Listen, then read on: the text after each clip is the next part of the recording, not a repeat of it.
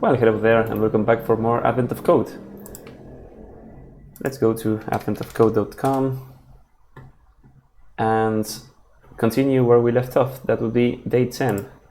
So it's a bit late here, and last time I did one of these solves late. I was feeling pretty stupid by the end, but I wanted to give it a try anyways, so lesson not learned, I guess. Well, in the previous day, day 9, we were falling from a rope bridge into the river, so I have to know what happens next. So let's see what happens in day 10. Day 10, cathode ray tube. So this is the original tube before YouTube, I guess, also known as TV. So you avoid the ropes, plunge into the river, and swim to shore. Nice. I like the imperative way this story is sometimes told. The elves yell something about meeting back up with them upriver, but the river is too loud to tell exactly what they are saying. They finish crossing the bridge and disappear from view. Situations like this must be why the elves prioritized getting the communication system on your handheld device working. You pull it out of your pack, but the amount of water slowly draining from a big crack in the screen tells you it probably won't be much of immediate use. So okay, we screwed up the communication device that was actually not working correctly to begin with. Unless, and that's bold, unless, that is, you can design a replacement for the device's video system. It seems to be some kind of cathode ray tube. Okay, so this is a Wikipedia article link, I guess, with photos of TVs. No, actually photos of cathode ray tubes and some old TVs. Oh, and look at this nice animation. Very pretty. There's a video by the slow-mo guys that shows a cathode ray tube, like scanning, filming super slow-mo and scanning and lighting up the pixels one by one, and it's pretty amazing to see. Anyways, where were we? It seems to be some kind of cathode ray tube, screen, and simple CPU that are both driven by a precise clock circuit. The clock circuit ticks at a constant rate. Each tick is called a cycle. Okay, so we are going to be dealing with clock cycles. Start by figuring out the signal being sent by the CPU. The CPU has a single register, X, which starts with the value 1. It supports only 2 instructions. Okay, a pretty simple CPU. Add X, V, takes 2 cycles to complete. After 2 cycles, the X register is incremented by the value V. V can be negative. No-op takes 1 cycle to complete. It has no other effect. Okay, so a CPU that only knows how to add and do nothing. Great. The CPU uses these instructions in a program, your puzzle input, to somehow tell the screen what to draw. Yes, somehow. Like, how could a CPU do anything interesting without branching or... I don't know. Anyway, consider the following small program. No-op, add x3, add x minus 5. Execution of these programs proceeds as follows. At the start of the first cycle, the no-op instruction begins execution. During the first cycle, x is 1. After the first cycle, the no-op instruction finishes execution, doing nothing. Okay.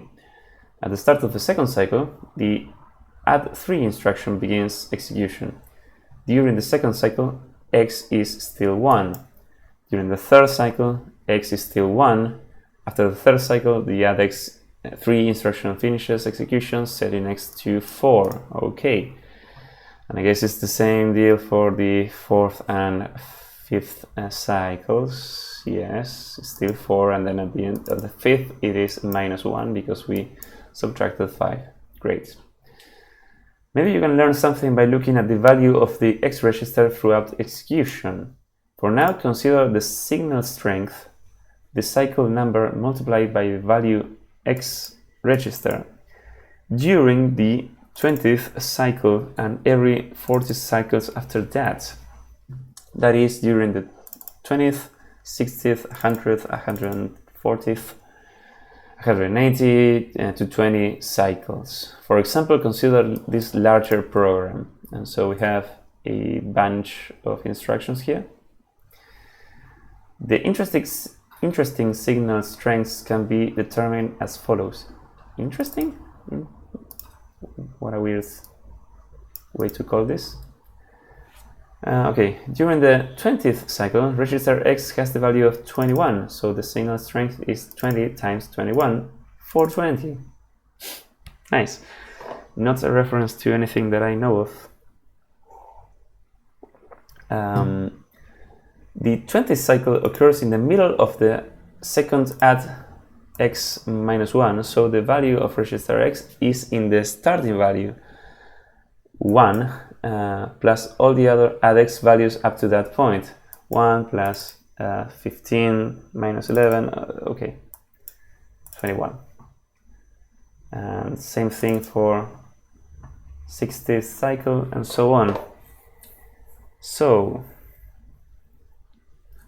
I wonder, okay, anyway, I don't need to wonder for now. Let's finish up reading up what this puzzle asks us to do. The sum of these signal strengths is this number, 13,140. So these are the signal strengths at these specific cycles. Okay, find the signal strengths during the 20th, 60th, and blah blah cycles. So it's this hard-coded list of cycles, I guess. What is the sum of these 6 signal strengths? Okay, and we have a puzzle input. That's not really that long. Cool. And okay, let's jump into it. As usual, let's go to Project Advent of Code 2022. Open up the code editor and think about this, or maybe before thinking, let's do the usual dance of having these files. I could automate this, but I don't feel like it. Let's copy this longer sample. Blah blah blah. I think I could have used triple click. Yes.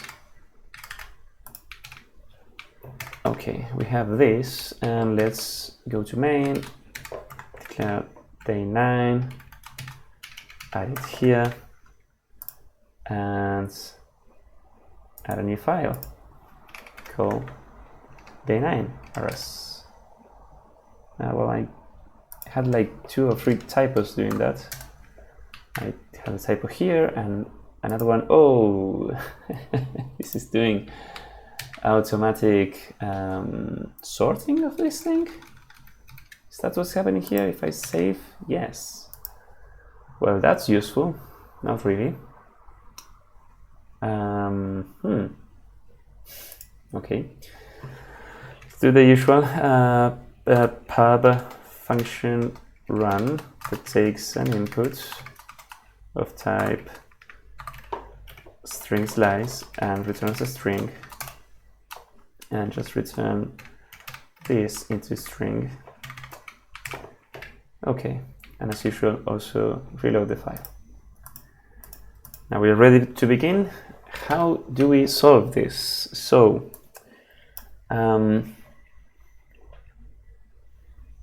I guess we cannot map these things into, well, we could map these instructions into values of the X register, but some instructions take 2 cycles to complete. We could use a flat map or something like that for that. Or I guess, I mean, if we have to execute the whole program and then take note of some of the values at some specific cycles, I guess another alternative could be to just accumulate the different values of the X register during each cycle into like a vector. And you know, that is not a very elegant solution, but it would work, I think. So let's try that and then see if we can come up with something better. So let's start with that. We're going to have a mutable vector called x values by, well, x values, just, you know, or by cycle, to be super explicit. It's gonna be a vector. And also we're going to have our register just called x that starts as 1. Okay, and then we're basically going to loop over the lines, right? So for line in input lines,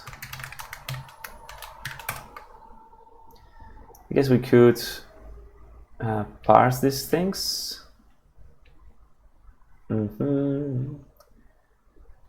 Yeah, let's think. We're usually parsing things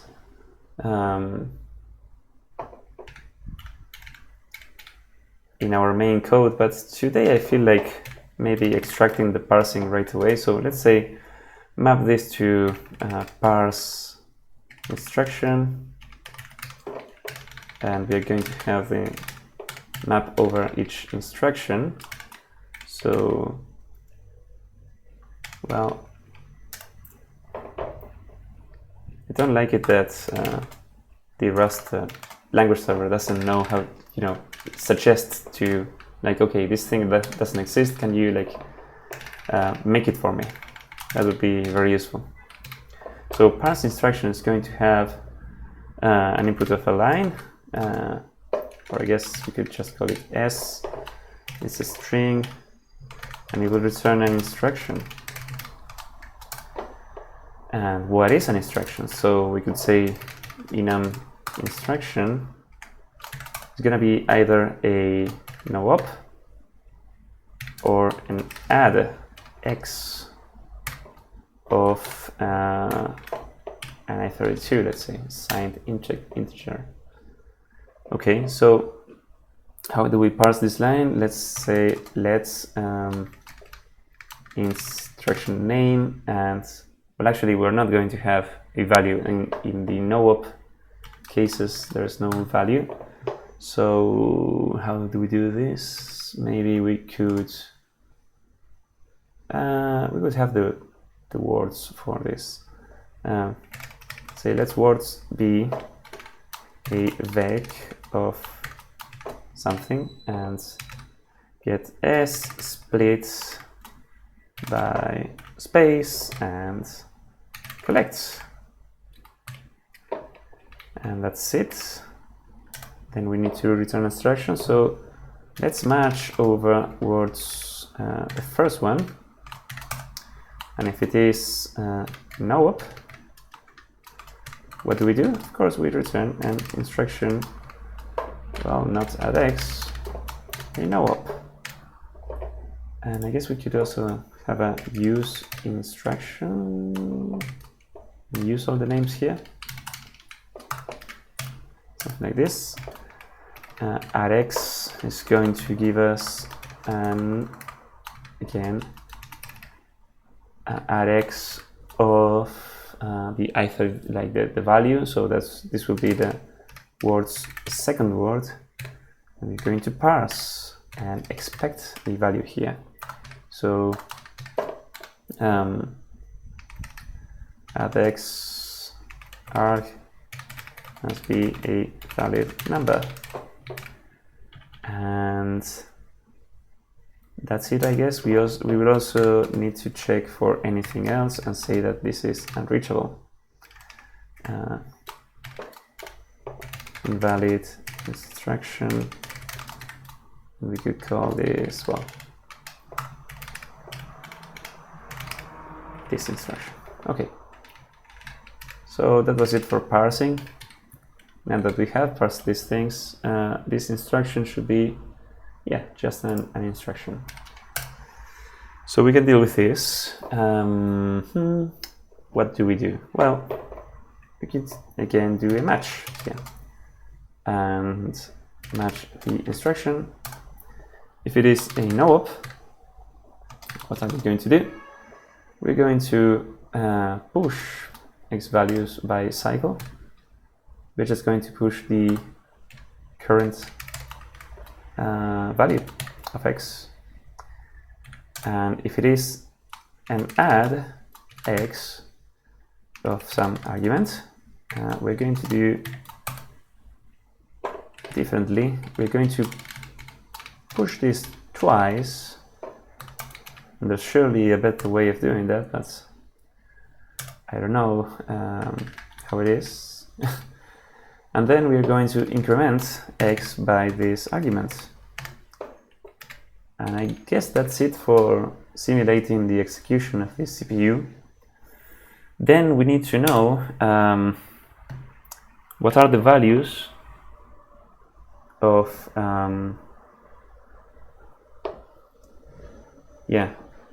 what were the values of x in 20, 60, and so on those cycles. So we could, I guess, have a list of those values. So it's 20, 60, 100, 140, 180, and 220. Let's do into iterator.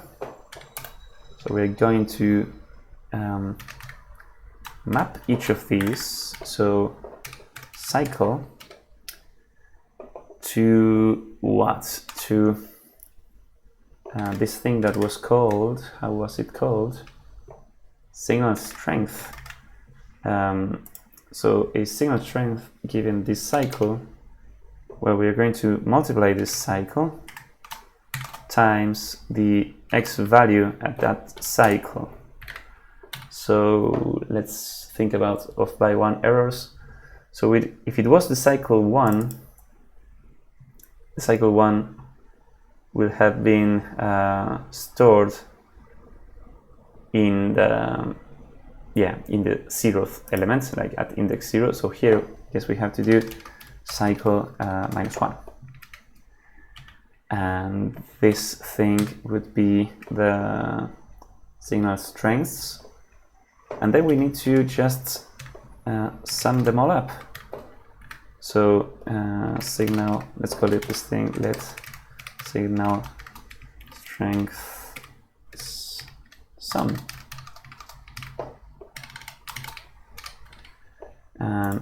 What don't you like about this? Mismatch types, we have usize and I32. So cycle, what is cycle? Usize, okay. And here we have I32. So let's maybe cast one of these to I32. Oh, but here you need to be of type usize. Okay, so no big deal. Let's cast as I32 here and be done with it. So, and this thing should be, I think, I32. Maybe that's enough.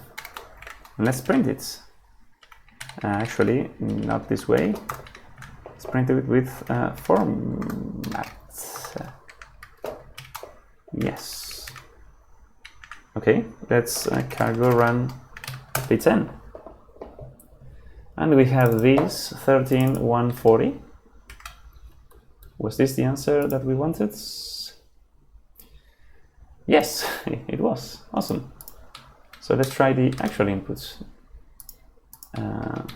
Okay, paste it and execute this thing again. 11730. Let's submit this answer. All right, that wasn't too hard. Oh, now it looks like it's going to get harder. Okay, let's see. But yeah, this is like, it's not the most elegant thing in the world to be accumulating everything. Maybe you could think of a better way of doing this, but let's read part 2 first. All right, part 2.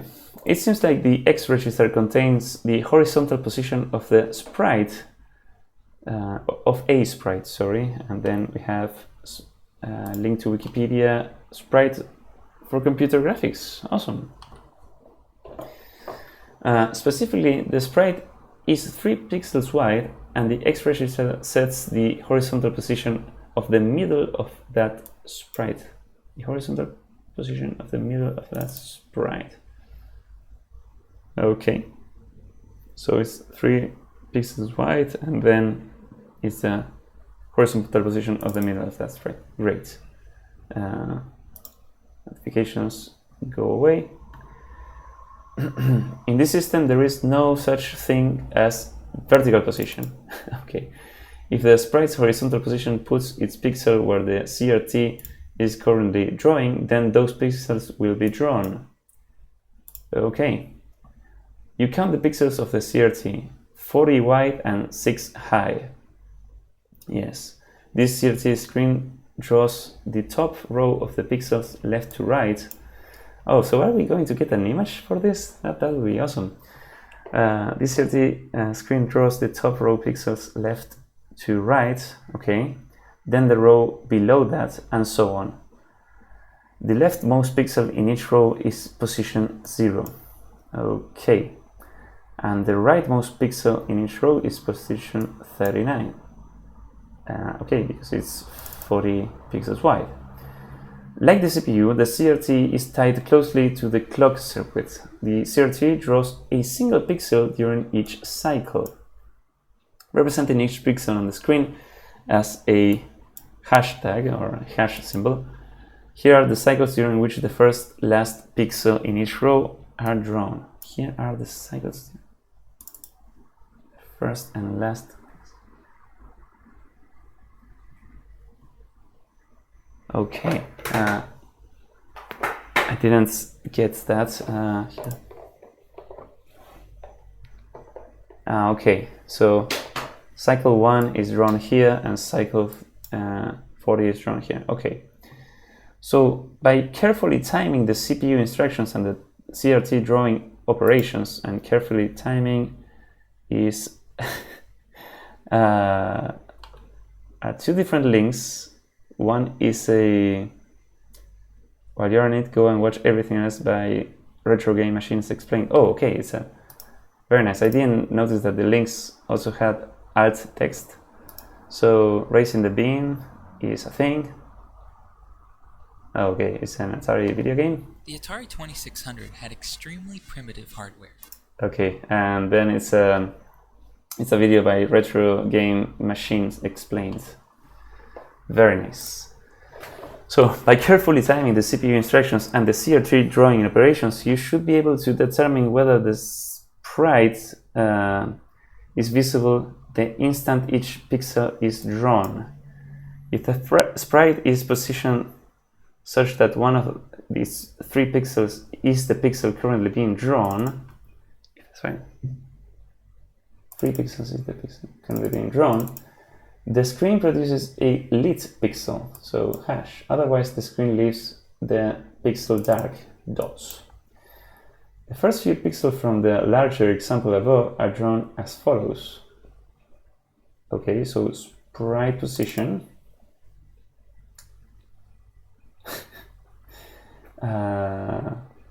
So it's the middle position. Okay, so, and this is pixel 0, I think. Right? No, this is position 0. This is position 39. Okay, so the first few pixels from the larger example, blah. Sprite position, so starts at 1, so this would be the sprite. Start cycle 1, begin executing at x15. During cycle 1, CRT draws the pixel in position 0. Yes. Current CRT row is hash. Okay. During cycle 2, CRT draws pixel in position 1. Current CRT row is this. End of cycle 2, finish executing at 15. Register X is now 16. Sprite position is this. Okay. But we are not drawing that. Then the CRT continues drawing pixels, but it draws a blank here. Okay. And then the thing moves here, and so on. I think I get the idea of what this is doing. So we are drawing an image. Very well, and I wonder if this image will be some kind of text. No, it's this thing. Allowing the program to run to completion causes the CRT to produce the following image. It's this thing. All right. It has some pretty patterns here. You can see some like bands. Render the image given by your program. What 8 capital letters appear on the CRT? Oh, awesome. So we are actually rendering an image, and I'm so glad that I changed the function signature of these things to be a freeform string. So instead of like a tuple of numbers or things like that. So now we can return whatever we want, and we can actually render the CRT image, I think. So we have this thing, but now we have to know, do we have to know which cycle we are in? Well, we have accumulated all the cycles here, so no, here. So I guess we could simply iterate from 1 to, like from 0 to, I don't know what was the last pixel, so it's 40 times 6, for 240, I think. Yeah, 240 cycles. I should end here. Okay, yes. We can just totally draw this, I think. Let's try. And let's see what happens. I'm quite excited. So do we trust that this is 240? I think we could trust that and see. So for I in 0 to 240, what are we going to do? Basically, we're going to accumulate this image.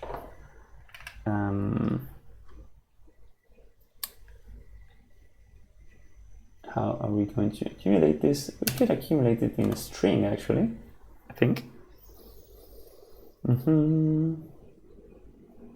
Yes, why not? So I guess we could use something like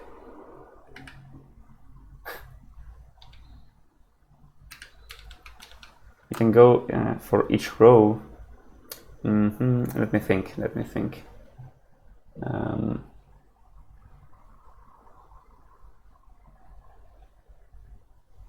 Yeah, the position of the sprite. So one thing that I don't understand is whether the sprite. So the position of the sprite, how was it? There is something that I didn't really saw about the positions of the sprite. So the sprite position changes, and I don't know when we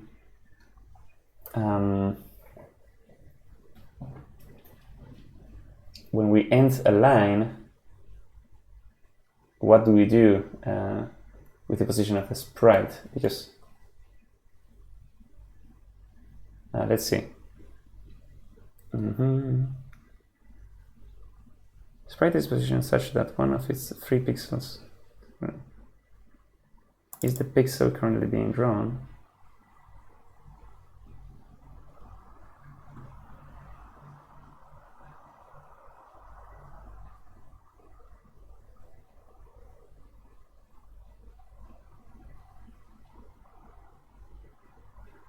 Okay, so I think we can consider this for each row. So for rows from 0 to 6, and then for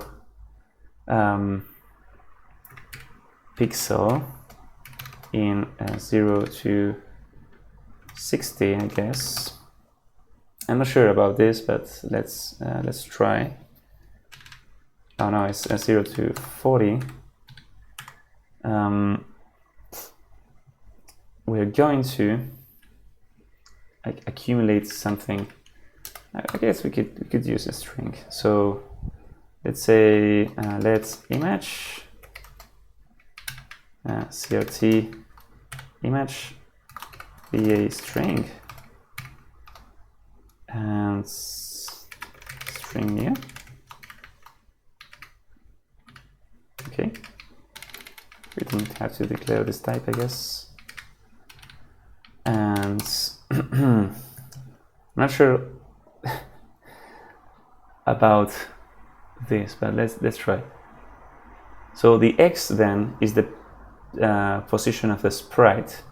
So let's say, oh, we need to know the index where we are going. So, well, we can index with row and pixel, I guess. Let sprite position be the x values by cycle. And how do we do this? Well, we have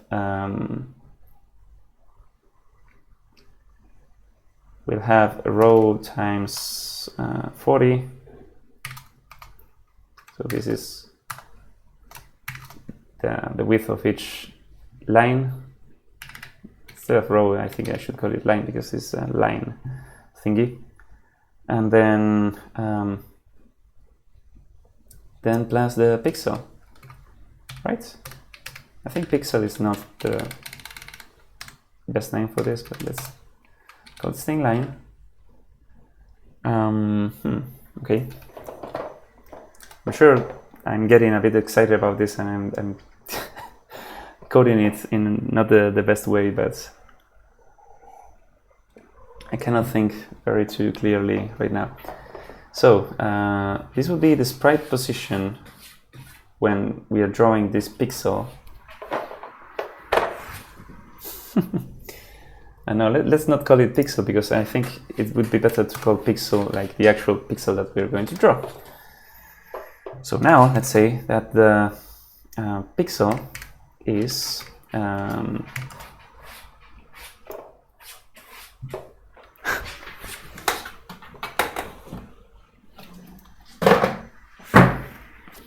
okay, my cat is playing with a book over there, making a mess.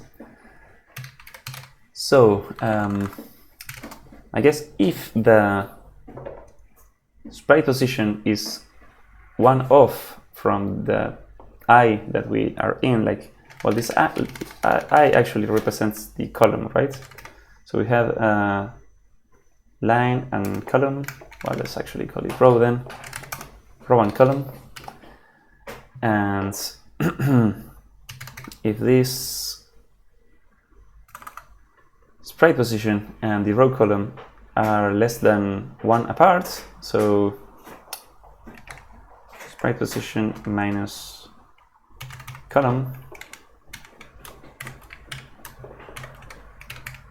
the absolute value is less or equal to 1, then the pixel should be a hashtag, and else the pixel is gonna be a dots.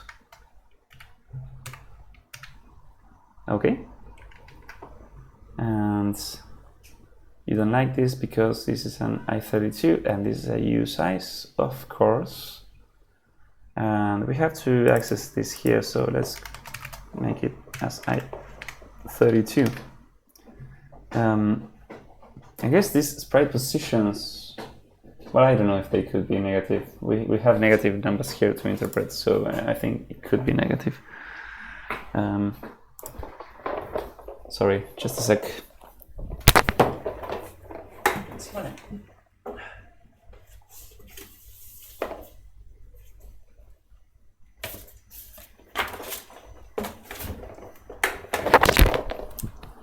Okay, not cool. One of my cats was attacking a book.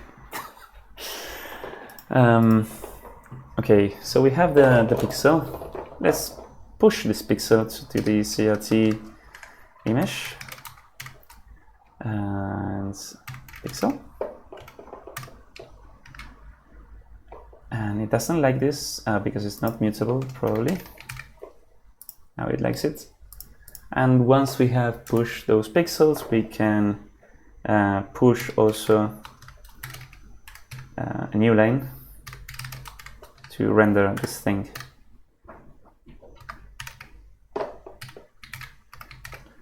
Okay, so what if now we have a new line and we render the CRT image? We run the day 10. Success! We have something that looks like letters. So ERCREBCJ.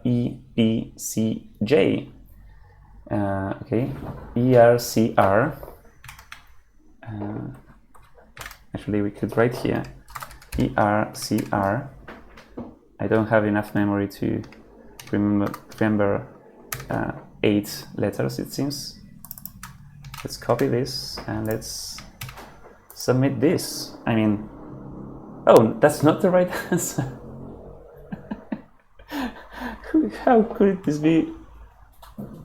You guessed this. Oh yes, I screwed something up. I put 2 R's, I think, while writing this. So ERCR E, yeah, then it's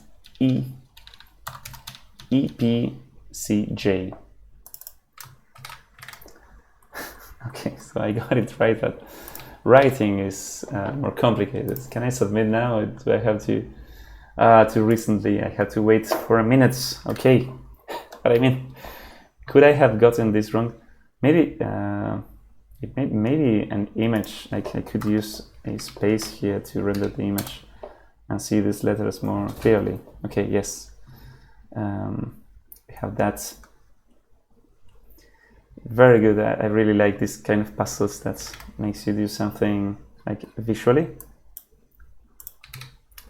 Has a minute elapsed yet? Yes. Okay, that was another golden star. We can go to the advent character and we have more forest and things. Great. Alright, so we got the 2 answers. This time we did some actual parsing of the inputs. And I guess it wasn't so bad to keep the values, like the X register values here.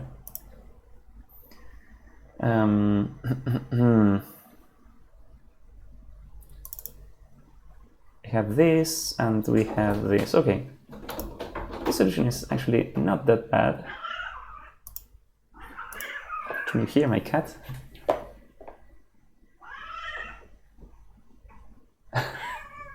I think she got stuck. What is this?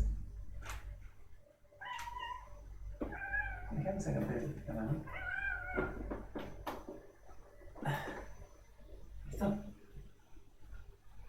Que no soy muy largas, ¿no?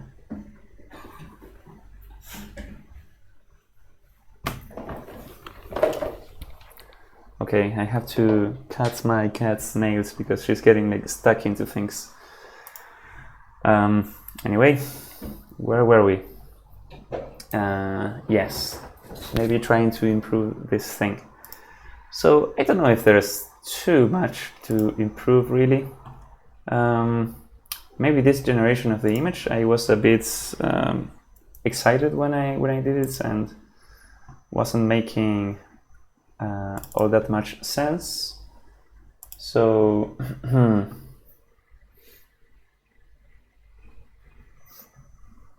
we could say something like what? I mean, it's not bad to accumulate this into a string, I think. We could also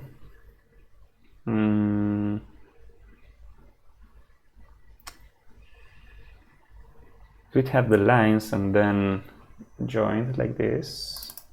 So, okay, so some of these things could be. I guess we could accumulate this thing at once. Let's try that. So let's say instead of having two for loops, doing something like, so 0 to 6, we're going to map this. Wait, yeah, map this thing. These are the rows. Okay, so I want to generate the image directly. Let's say that this is going to be a string to use collect, and well, we actually well, ranges are iterators, so we can map these things. And what are we going to map into? Well, again, this could be each of the lines. So let's say let line be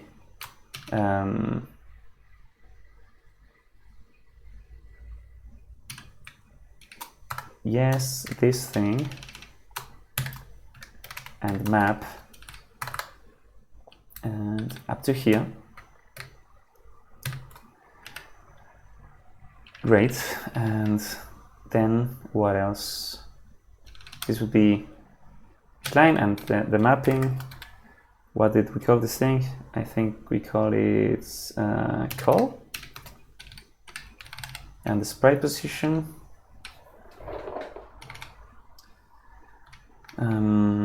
is the same. And here we are not going to push, we are just going to return the pixel. Right? Yes, and all of this is a mess now.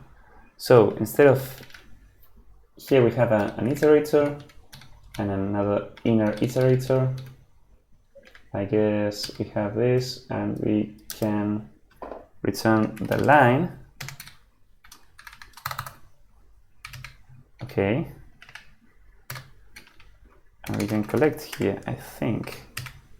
No, not really, because this is mapping to an iterator. Let's see the error message, which is surely very, very readable.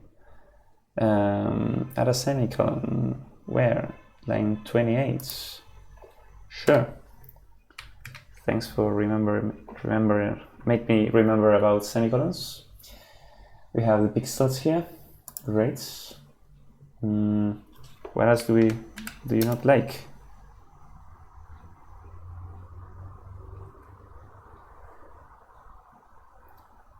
Cannot be built from this thing, because this is well, the line is an iterator here. It's not. Yeah, we would have to flatten this thing.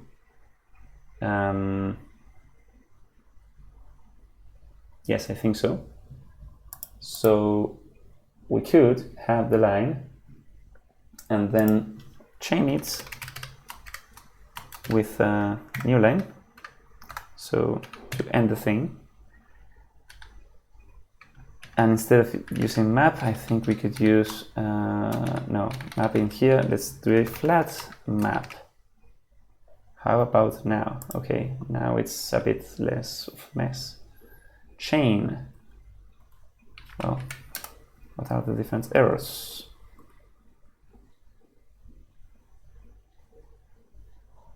Char is not an iterator, of course, because here we could use once.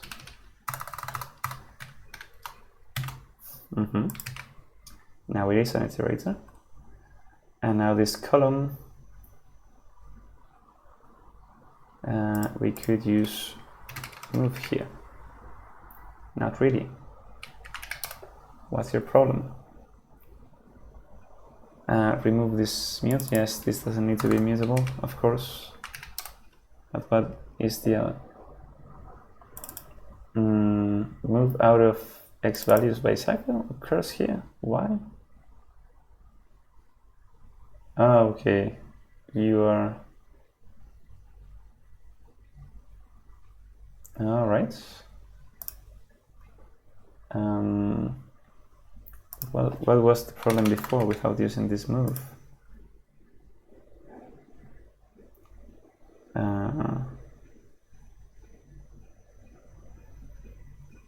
Can you leave the current function but it borrows row?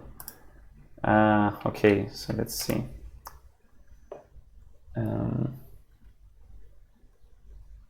Row is borrowed here.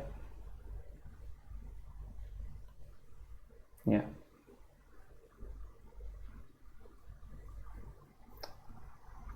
Okay. So you're borrowing row. But what's the problem with that? Like that's usize, you can copy it. Can I move in here? Not really. I don't really understand what that move thing does. So maybe I could ignore this and go back to the previous code. Really, imperative code is usually more readable, or is sometimes more readable, I should say.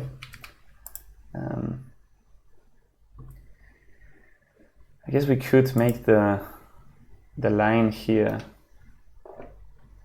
directly in this thing and accumulate.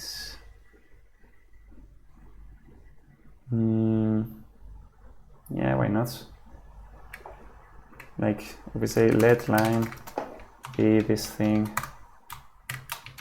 But I mean, it's just easier to just read the two nested fors and have two loops in the same style, I think, instead of doing, I don't know, like one with iterators and the other one without. So this is fine, I think. I am perfectly fine with this. And this tells the sprite when to render. And I guess we could keep the dot here to follow the instructions properly. And I think that's it. I don't think there is anything else that I want to change, really. Signal strength sum, CLT image. Yeah. This X register, maybe we could rename it as like sprite position. But I mean, in the first part, we didn't know, like the register is called X. So I think we can let it have this name, or maybe like reg register X.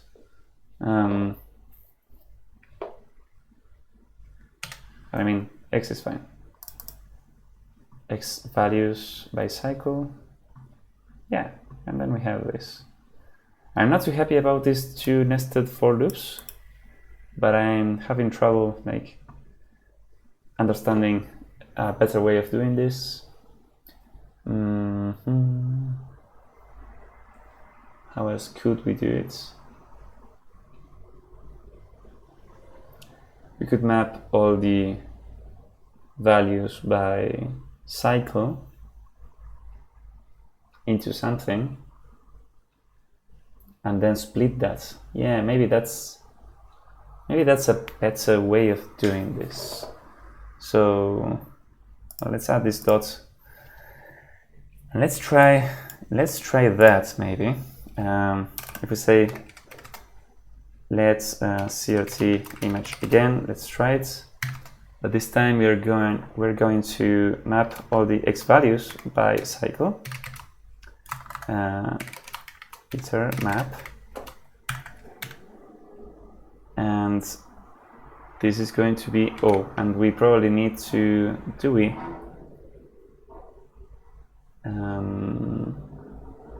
yes, we probably need a variable to enumerate, like an index. This, and the X will be the sprite position. And now, well, we can also do string here and collect here. And now we do something similar to this, I guess.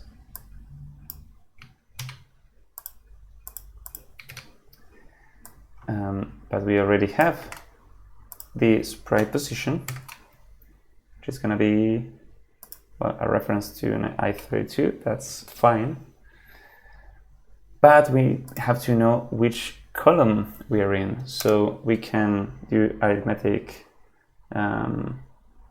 like a modulus. So let's column be sprite, no, it's not sprite position, I modulus 40, mod 40, to know the position in the image. And then that's it, I think. This call is going to be a usize, so no need for conversion here. Well, actually, no, sprite position is, yeah, it's an i32, so we need to do that. And it doesn't like it. What's the error? Oh, we are not returning this pixel. Oh, very nice. And between each pixel, we can intersperse a new line. And it doesn't like this. Intersperse between, okay. Oh, come on. Unstable library again. I'm getting into unstable libraries all the time, it seems. How can this not be in stable Rust already? Dang it. Like really? Rust iterator intersperse.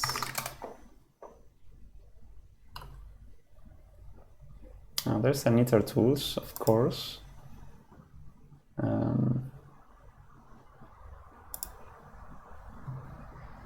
Yeah, dang it.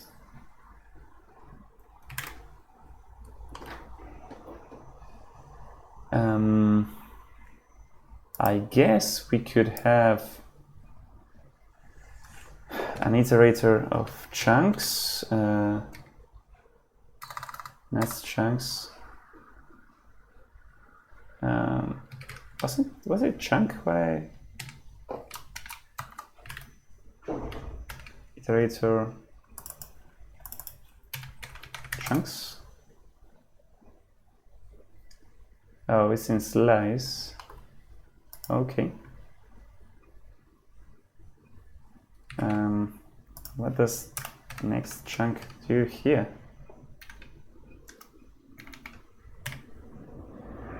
Next chunk is end values. Okay.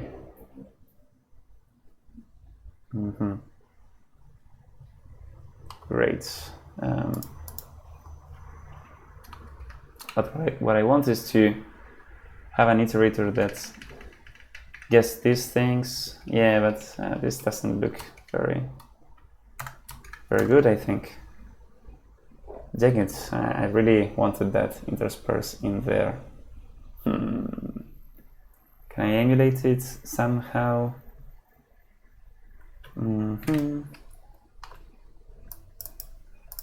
Just iterator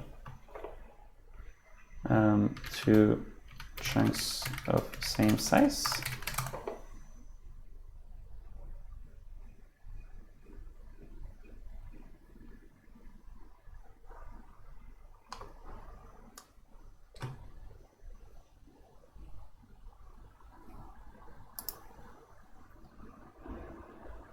Well, I think I'm going to call it a day with this. There is chunks in slice, which is great. But it's not exactly what I want. This was kind of neat, but it's not exactly Yeah, it's not exactly what I want.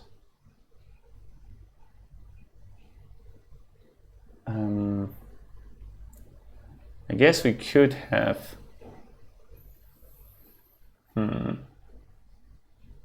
a vector, like a vector of chars, and then do chunks, and then put a new line after each chunk, and blah blah blah blah blah. But I mean, at that point, it's more complicated than just these two for loops. So I think I'm going to leave it at this, and it's pretty neat that we have this output. Actually, I kind of prefer to have the space here.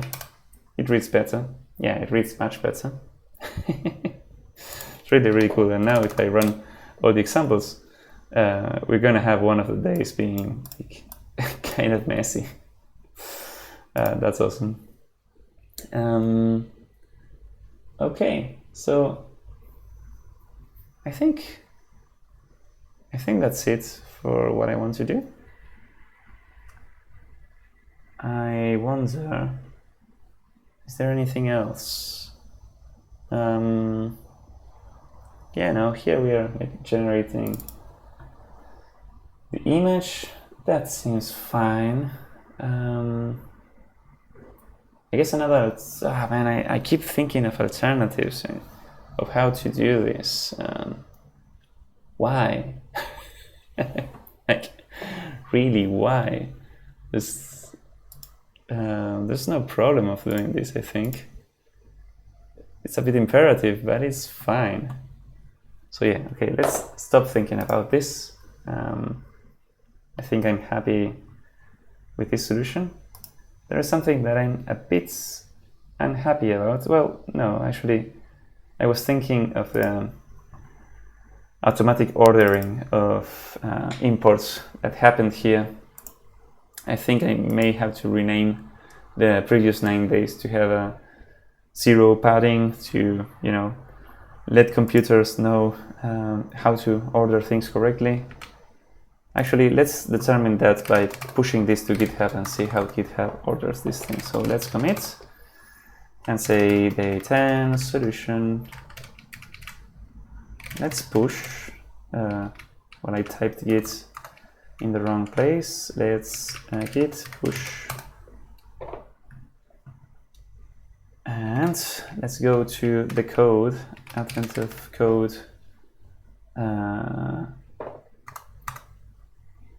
2022.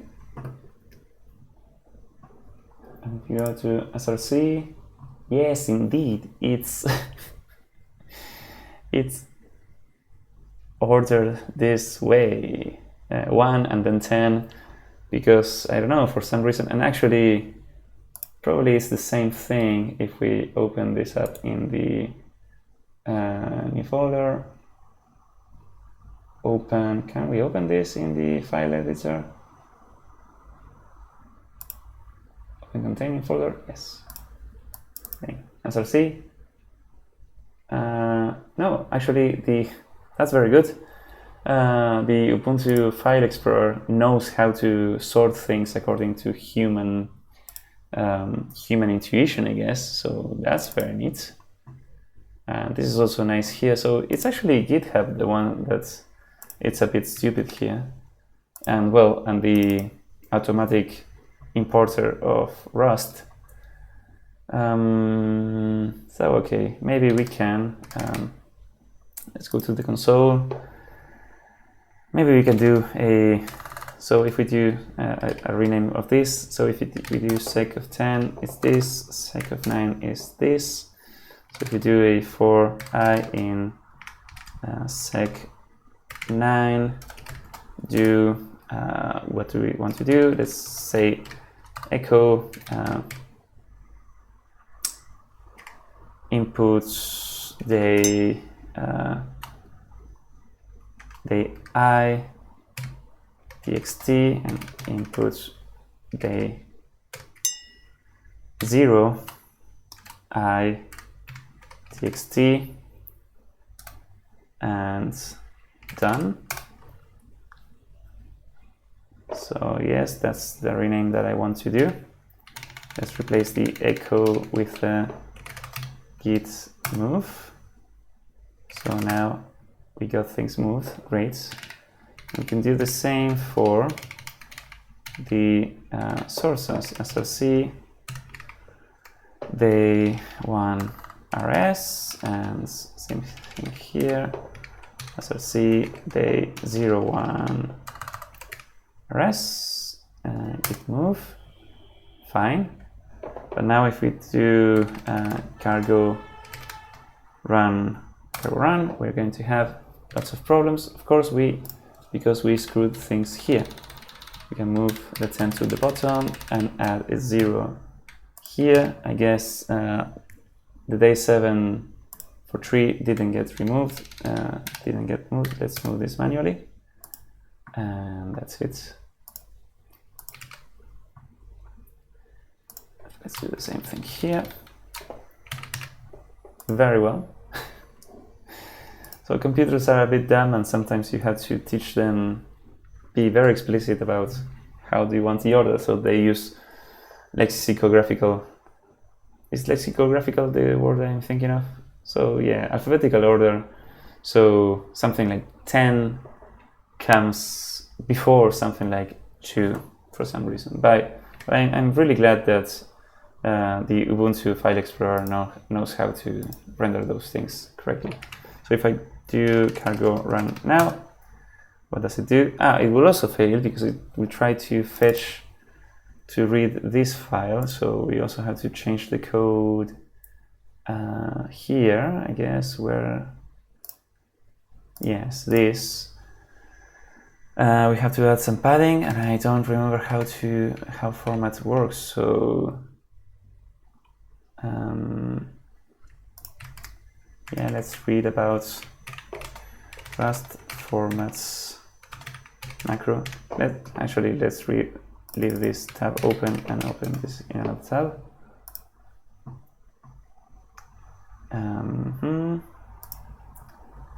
FNT, okay. This is what I want, okay. Path with leading 0, so it is, I guess, 0 and pad.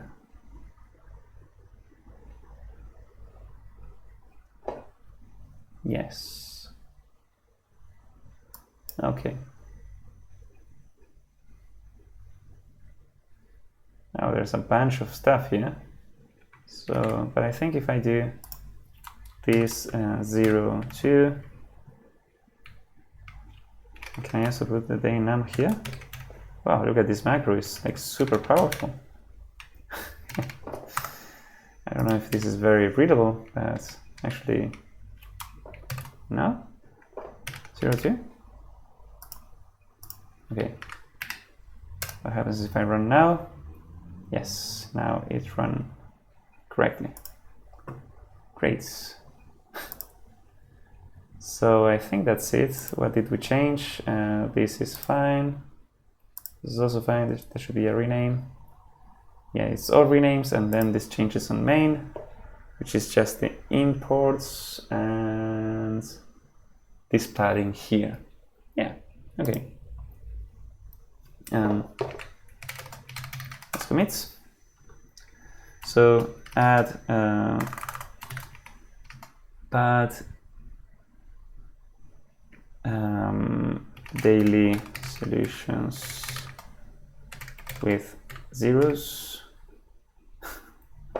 This solution files file names with zeros. This is necessary